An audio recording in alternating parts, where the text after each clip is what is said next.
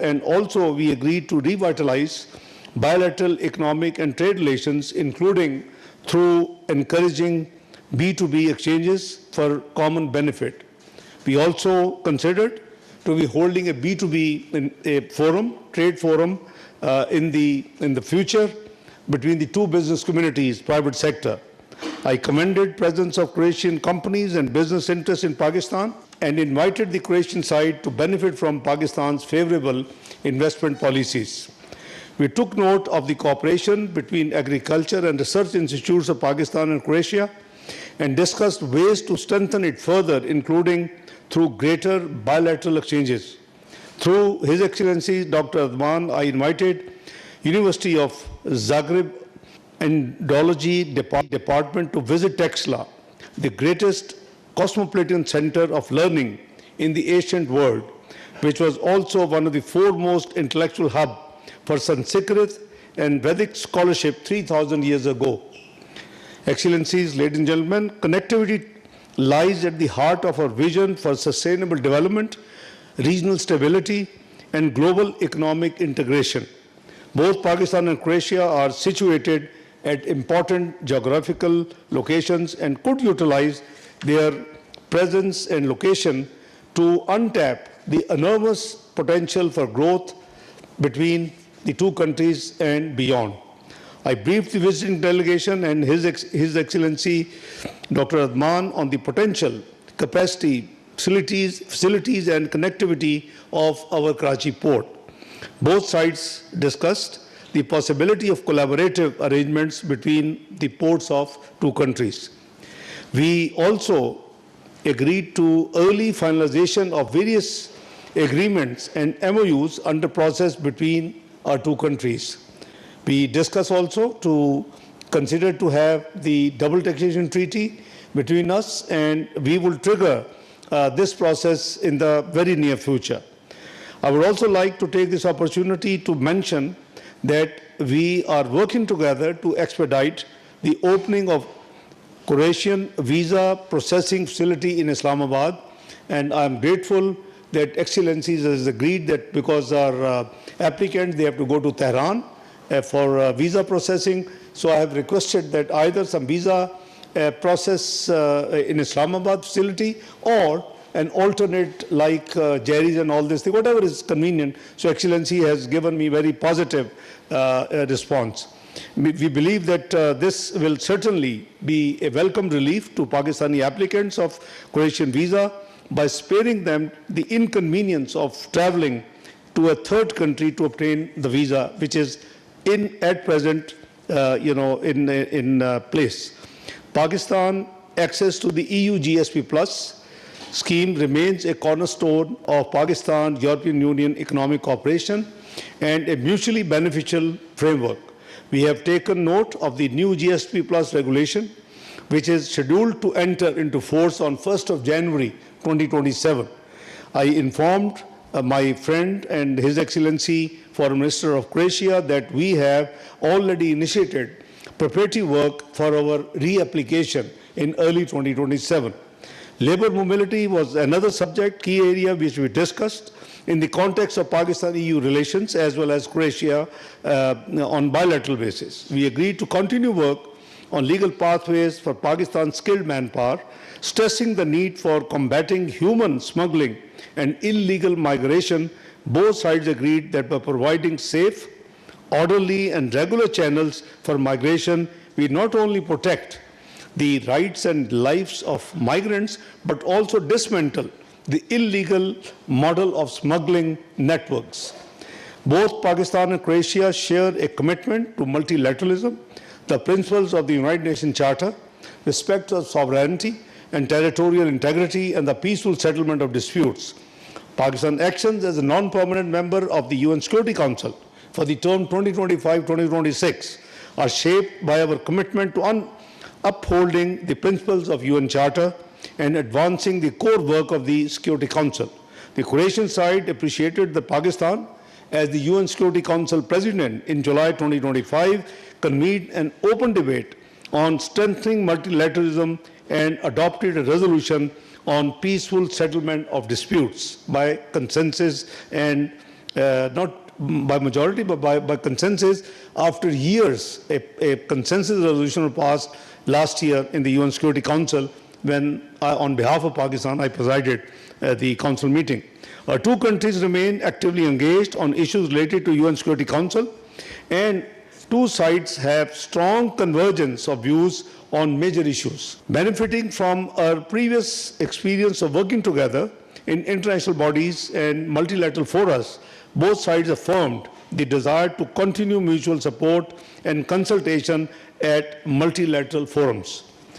During the talks, I briefed the Croatian side and my great friend Dr. 𝗟𝗃𝗲 on the issue of Jammu and Kashmir, which remains one of the long-standing unresolved international disputes and has been on the UN Security Council agenda since 1948.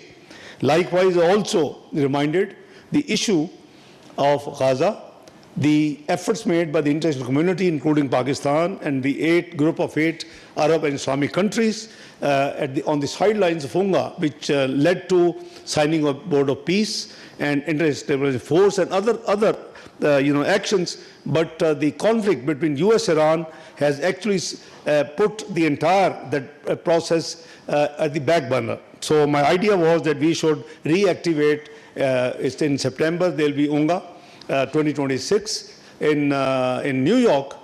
So we have discussed this subject as well. I also prized His Excellency that a new dynamic has been added by India into an already volatile security situation by announcing to hold the Indus Water Treaty in abeyance after and during the war of India-Pakistan war, May 2025. We would like to seek support of our friendly countries towards India's immediate restoration of the Indus Water Treaty, ending the weaponization of water and upholding international law and treaty obligations. I apprised the delegation on our diplomatic efforts to promote dialogue, de-escalation, and peaceful settlement in the recent US-Iran conflict, which culminated in the signing of the Islamabad Memorandum of Understanding between the two sides on 18th of June. The Croatian side appreciated, I'm grateful to His Excellency for Pakistan's mediation role in the conflict, which had repercussion not only for the region but also for the globe. I briefed the visiting delegation and Excellency the Foreign Minister on the continued presence of TTP and BLA and other affiliates, networks in Afghanistan and the terrorist attacks perpetrated by them against Pakistan. I stressed the need for Afghan Taliban regime to abide by its international commitments and that Afghan territory must not be used to threaten or attack other countries, particularly Pakistan.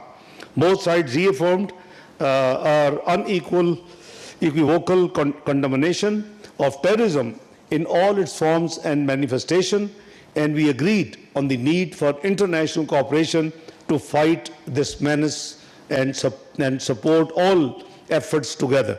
We also exchanged views on the situation in Ukraine and agreed on the need to find a peaceful solution to international conflicts in full respect of the principles of the international law and the UN Charter. I thank Excellency Dr. 𝗟𝗃𝗲 for his visit. We had first meeting on the sideline of the Indo-Pacific Ministerial meeting in Brussels in November 2025.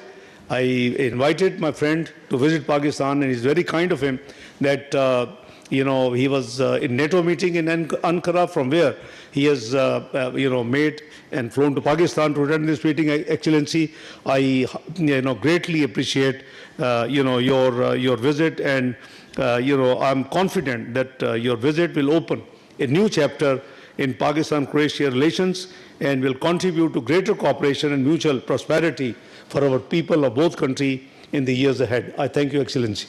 Over to you. Thank you so much, and Your Excellency, Deputy Prime Minister Dar, dear friend Ishaq. Let me begin by sincerely thanking you for the warm welcome and kind hospitality here in in the beautiful city of Islamabad, the city of peace and diplomacy. Our bilateral relations are based on friendship and mutual respect. And so, I hope that this visit will help us intensify our relations, enhance our trade and investment, and explore new areas, avenues of cooperation. I am pleased to note that some of our companies, such as 𝗟𝗃 and 𝗟𝗶𝘃𝗲, are already present in Pakistan since 1950s and so on, where they supply equipment for your hydropower plants, supporting Pakistan's expanding energy needs. I hope very much this successful cooperation encourages a greater presence of Croatian products, technologies and services in the Pakistani market, especially in the pharmaceutical and health sector, defense, digital, IT, and new technologies, tourism and food production, and vice versa.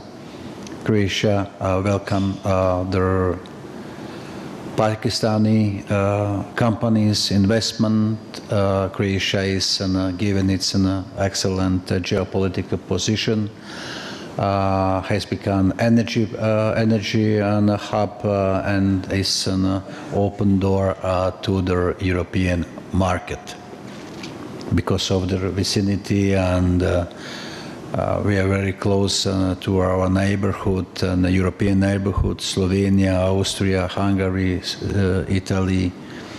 Croatia has also internationally recognized expertise in humanitarian demining, as well as solutions that can support civil protection, disaster response, firefighting, and crisis management operations. Our companies have global relevance also in the pharmaceutical and healthcare sector, as well as in the IT sector. With 9 strategic airports and 6 major maritime ports, Croatia can also be a gateway for international travel and cargo. Our railway links with Central Europe support a more resilient transport, energy, and digital connectivity networks. I am pleased that today we agreed a joint communiqué that highlights our shared commitment to further deepening bilateral cooperation. It also highlights our shared resolve to strengthen multilateralism, uphold the principles of the United Nations Charter, and promote peace, stability, and prosperity. We greatly value people-to-people links, and therefore Croatia would like to enable Pakistani citizens to submit visa applications in Pakistan, so they don't need to travel abroad to apply. We look forward to the opening of the Croatian visa processing facility in Pakistan soon, and we are grateful for your help in this matter. We welcome Pakistan's active engagement in the work of the UN Security Council and its efforts during its current term to contribute to dialogue, consensus building, and addressing current security challenges. We particularly appreciate very much Pakistan's diplomatic efforts that resulted in the Islamabad Memorandum of Understanding to end the conflict between the United States and Iran. Croatia actively supports the participation of women in peacekeeping missions, and so we hope to be able to welcome Pakistani female police officers at our pre-deployment trainings that are certified by the United Nations. We are also pleased to see a growing momentum in the relations between the EU and Pakistan, Pakistan is a key partner of the European Union. I am glad to note that the EU's generalized scheme of preferences plus has served as a catalyst for Pakistan's integration into the global economy. We discussed also the situation in the Western Balkans. It's our immediate neighborhood, and those countries and in the Western Balkans, these countries are in special focus of Croatian attention because it's our immediate neighborhood and want to have a stable neighborhood. It's our national interest, but it's European interest, European Union interest as well.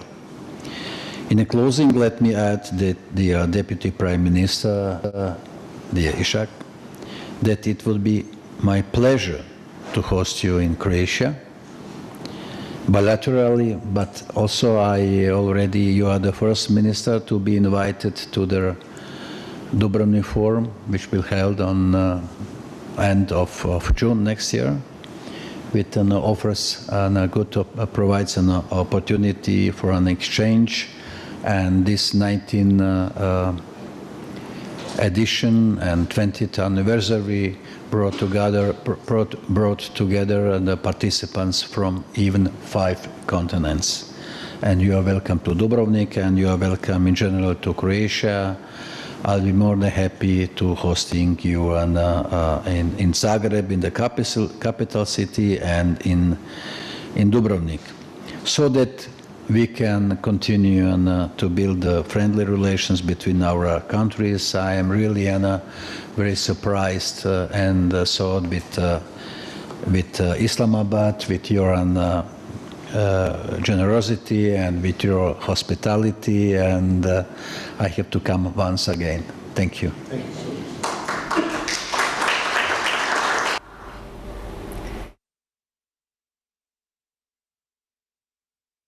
रुशनास कराएं कि हर post जो है, हर खबर जो है वो हकीकत नहीं होती।